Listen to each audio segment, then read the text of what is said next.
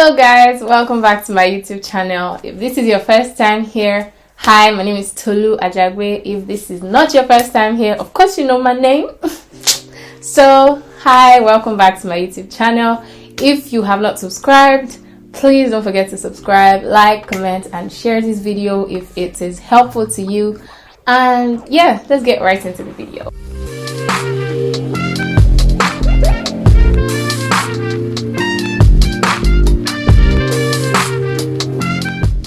Okay, so today we're going to be talking about tips for working from home. As you guys might have realized, I spend a lot of my time working from my house. Well, not working from the office or anything, because I mostly freelance and work remotely. So most of my time I spend working in my house or maybe at hubs or wherever I decide to work. Basically, I never have to work from an office, which is great on some days. So basically, so today's video is going to be talking about how best to work from home, from your home office or remotely or whatever. Yeah. Tip number 1, make sure that when you wake up in the morning, take care of yourself and dress up.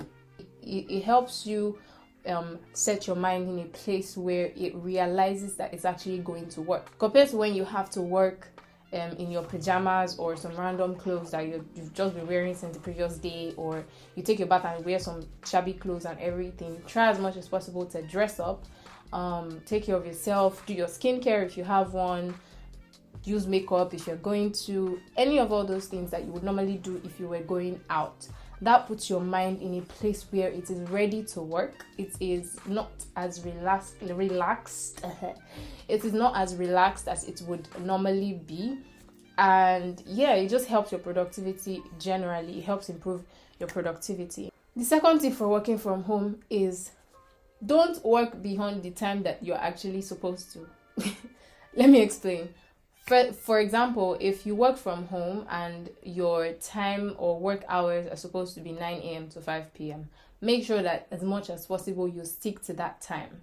It's very tempting for us to work beyond the 9 to 5 p.m. because we're working from home. Nobody's really stopping you. And if you're enjoying the work, maybe. If you're enjoying the work, then it might actually be very nice to do and just keep up with. But the problem with that is you end up overworking yourself and not resting at the time that you're supposed to. So try as much as possible to stick within the time that you have allocated to you and work within those time frames. That basically helps your productivity. That helps you rest better and prepare better for the next day. Do you get? If you don't get it, forget about it. Number 3 tip would be try as much as possible to get rid of distractions. Distractions are a lot. I kid you not. It's very hard to just decide to forget about all the things that are happening in your environment, or just maybe pick up your phone and just start typing to somebody or texting somebody or like calling somebody, trying to just chit chat. Nobody's really watching you. Nobody's going to know what you are doing. So in the true sense of it, nobody actually is going to hold your neck. But the problem with that is it kind of like increases the amount of distractions you have per day. So you want to try as much as possible to minimize distractions so as to increase your productivity. So what you can do in that sense is, while you're working, what I'd like to do sometimes, I don't do this every time, disclaimer. But what I like to do most of the time, which actually has worked for me for every time I've actually done it, is I try to keep my phone away from me while I'm working. So if I'm working on my table, I prefer to put my phone on my bed. If I'm working on my bed, I prefer to put my phone on my table. But even working from your bed is sometimes a problem, because you can easily slip off, you can easily just start chilling. It can reduce your productivity sometimes, but if it works perfectly for you, if you don't have any issues doing that, then that's fine. But personally, I prefer to work from my desk. Try as much as possible to reduce distractions, and maybe try earplugs so that you can like reduce the noise around, and so you're not like trying to listen to every conversation going on around you and all of those things that you know can easily just distract you and all of that. So as long as you can reduce that, you're good to go. Next tip. take a break. Oh God, I can't emphasize this enough. You need to take breaks. Working from home can be so, I don't even know how to describe it. Like, because of the fact that you are at home, you are chilling. Like, because of that mindset, or that's being in that space, it can be very easy for you to just keep yourself engrossed in work without taking breaks. Take breaks, take water breaks, take walking breaks. If you've been sitting at your desk for maybe 3 hours straight, try to get up, walk around, do something. I don't know how many hours or minutes are the designated amount of time you're supposed to sit and then walk around, but I just know that it is necessary for you to take breaks. Like, if you are at the office, you will take breaks. You will get up with a colleague. You will get up to take lunch. You will get up to do something, to mess with somebody, to do anything. Basically, don't sit at your desk for long periods of time. It's just very easy to forget that this thing is about work. Like, this thing is just work. Like, it's just very easy to forget that this thing is just work. It takes 9-10 hours out of your day. It will help your health, it will help your productivity, and it will help you deliver better at work. And I'm sure that you want that. So yeah, that can help you. The next tip for working from home would be, in the mornings, try to list out the things you have to do. How do I explain this? If you are supposed to have a list of tasks for the day, what you could do when you're about to start your day is create a to-do list for yourself. You need to go grocery shopping, you need to drop something at the shop, you need to do this, you need to do that. For work, you list them out. For your personal time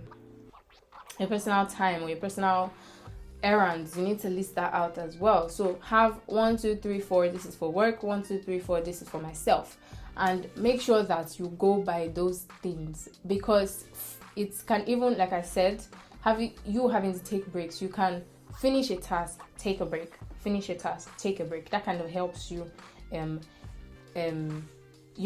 helps your productivity, helps you get better at what you're doing.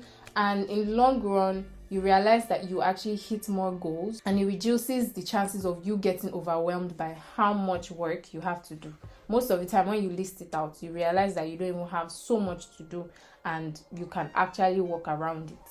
So in the true sense of it, just list it out and you can actually work around it.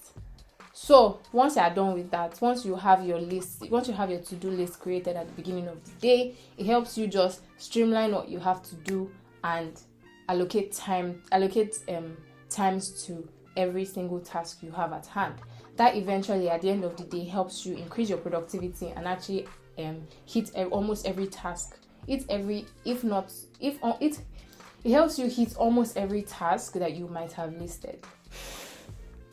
Okay, last but not the least, reduce how much time you spend on social media. Coming from the person that is a digital marketer and needs you people to spend time on social media, reduce time. Reduce the time you spend on social media. It helps you be more productive, because then you allocate more time to work, and it's, like I said before, reduces distractions. Like, it is a means of you reducing your distractions, because I know right now social media takes a lot of time. It takes a lot of time, to be honest. It takes a lot of time. And so if you're able to successfully reduce your time on social media, trust me, your productivity game is about to shoot up. Like, yes, because I mean, if you're not surfing on social media, you're not going to go and sleep now, or maybe you'll go and sleep. But if you're able to reduce your time on social media, it helps you to generally just increase your chances of being productive again. So you decide what you're going to do with the extra time that you have at hand after reducing your social media time, basically. So anyway, thank you very much for watching. Thank you very much for watching today's video. I am so grateful. Thank you for watching it.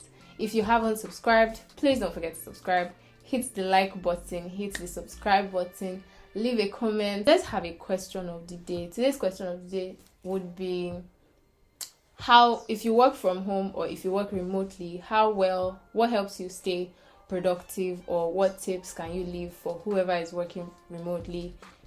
what tips have worked for you? What tips would you like to drop for somebody else? And yeah, like I said, don't forget to subscribe, don't forget to like, don't forget to share, and don't forget to answer the question of the day. So it was nice talking to you guys, and I hope you show up in the next one.